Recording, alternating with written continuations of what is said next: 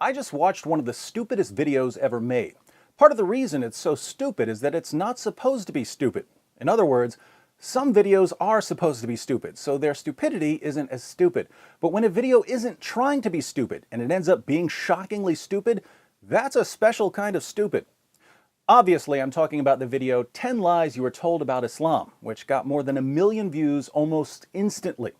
I don't know what planet this video came from, but there definitely aren't any signs of intelligent life there.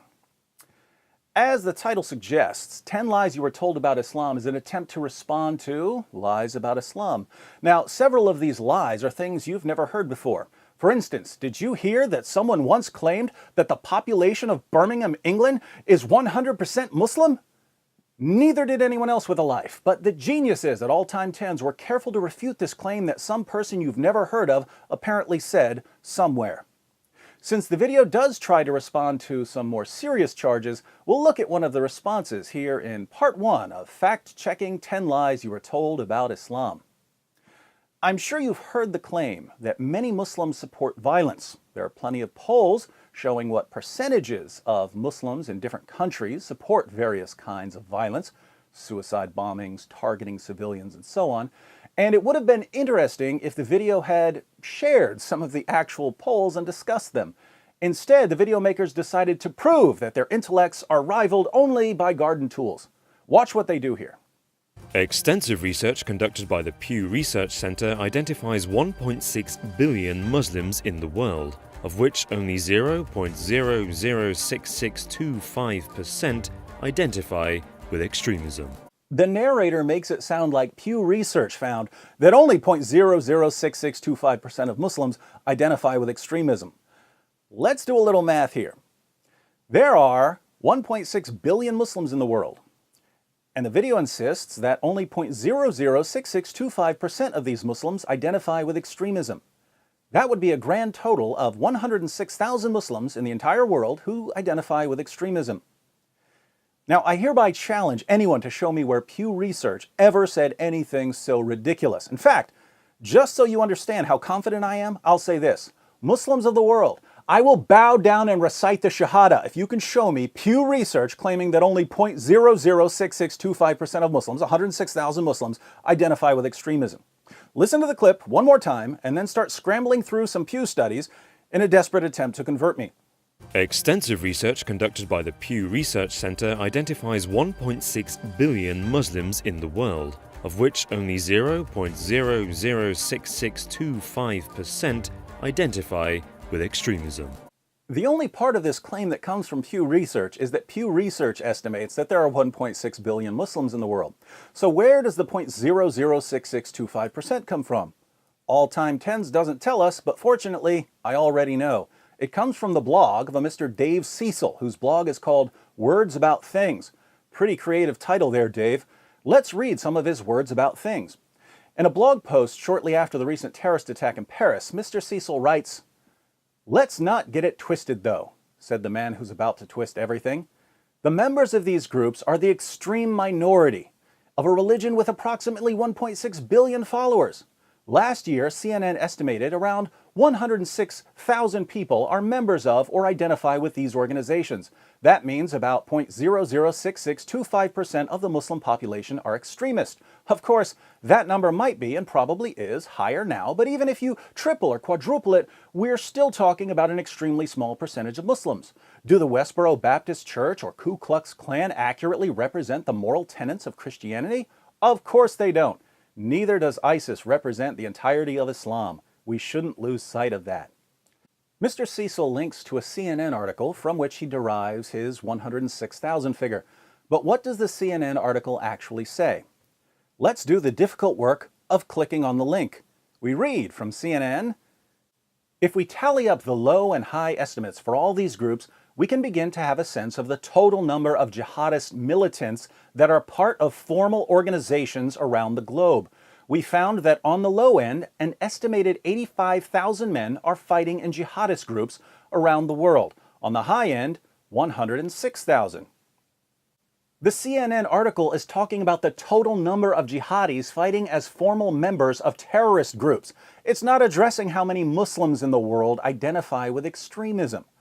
Now, notice the progression here. CNN estimates that there are up to 106,000 actual jihadis fighting as members of terrorist organizations. And by the way, CNN doesn't include members of Hamas or Hezbollah in the estimate. A Mr. Dave Cecil, on his Words About Things blog, misrepresents this by saying that the estimate refers to people who are members of or identify with these organizations. So now it's not just the fighters, as CNN reports, it's also the people who identify with these fighters in some way. Then he misrepresents the figure even more by claiming that these are the only Muslims in the world who qualify as extremists.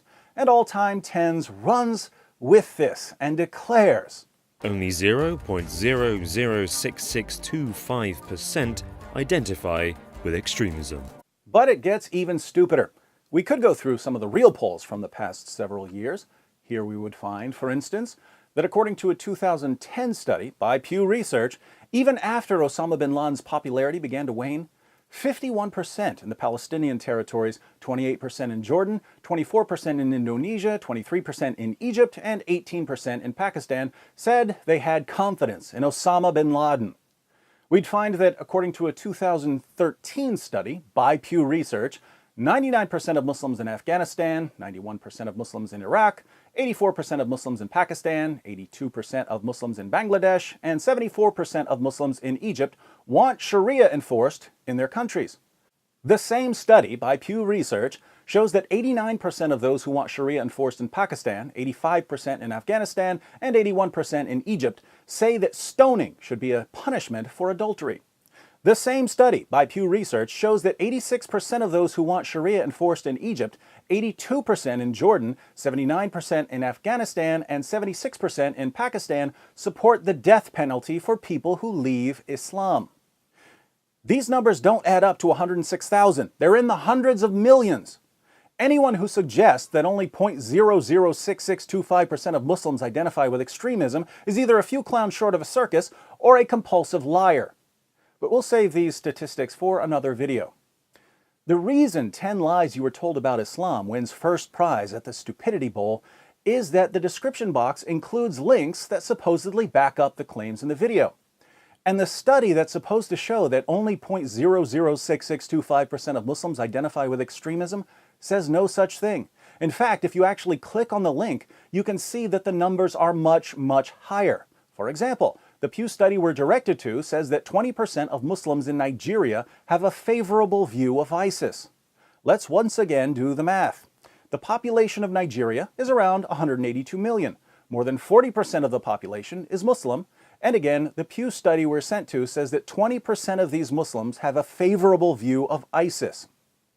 182 million people times 40% of the population that's Muslim times 20% of Muslims who have a favorable view of ISIS comes out to more than 14.5 million Muslims in one country who have a favorable view of ISIS. Now, I don't know about you, but if someone gives the thumbs up to ISIS, I'd say he identifies with extremism. Only 0.006625% identify with extremism. And how do viewers react when they hear this nonsense? I nearly choked on my falafel when I saw a video actually telling the truth about Islam and Muslims. Great work, guys. Keep with the truth. I'm a Muslim, and I am glad someone made a video like this. Finally, you preached the truth about Islam. Agreed. Thank you guys so much for this video. 19,621 Christopher Hitchens fanboys are butthurt. Thank you for having such an open mind and telling the world the truth about Muslims. Subscribed. Beautifully done, guys. That's exactly what I wanted to tell world. We never support violence. It's the media. Thanks for clarification to the word. Very informative video. Keep up the good work. Thanks for your video. May Allah bless you too and everyone in this world, regardless of faith and skin color. Very powerful video. And that's why people make videos like this.